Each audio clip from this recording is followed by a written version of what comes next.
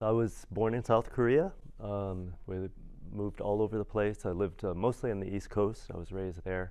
And eventually I moved out to Prescott about 10 years ago, maybe 11 years ago now. And uh, we moved out here out of convenience. I had a 4-year-old at the time, and my parents retired in Prescott Valley.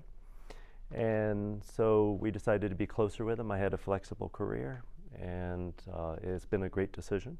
Yeah, I started when I was 4, mostly to my mother's insistence or pushing.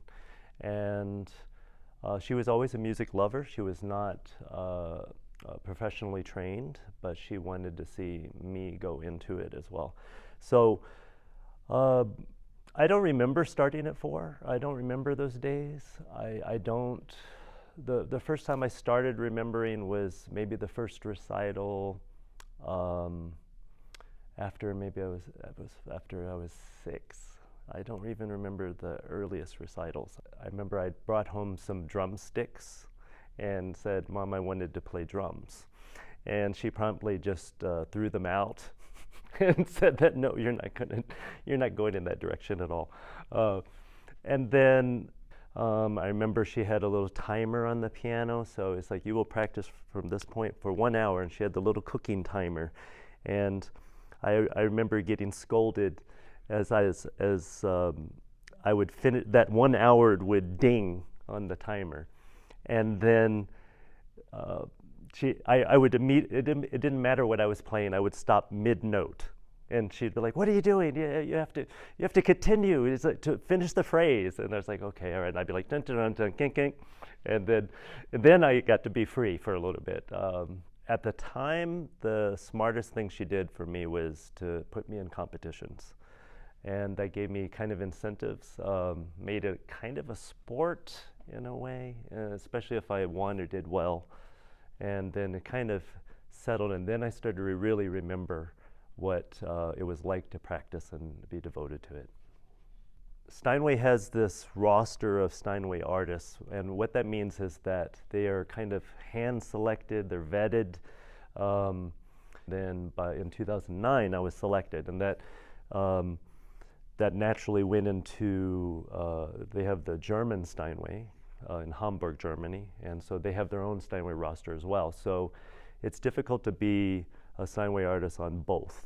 You're either New York or Germany, but I was both. I am both. Typical workday, it depends on what the program is. So if there's a brand new program, I will, get up, take care of my son who's getting ready for school, and then take him to school, and then I come back, and then I plan out what I'm going to practice for the day. Some of this chamber music program is that I'm going to play here is half of it's new, half of it's old friends. And so those I practiced a little less because I have all the markings, I know interpretation. And the other one I started from scratch, and it's ready to go. So that took some more time naturally. So, and that's generally what I do every day, and practice about 5 days a week. I've been kind of known for my movement and interpretations on stage, especially under the heat of performance. And that comes from 2 sources. I credit a lot to my undergraduate music teacher. He was in Philadelphia, and he taught me about how to play technically while sharing the emotion of a piece. And that doesn't necessarily happen these days as much. And so what he taught me was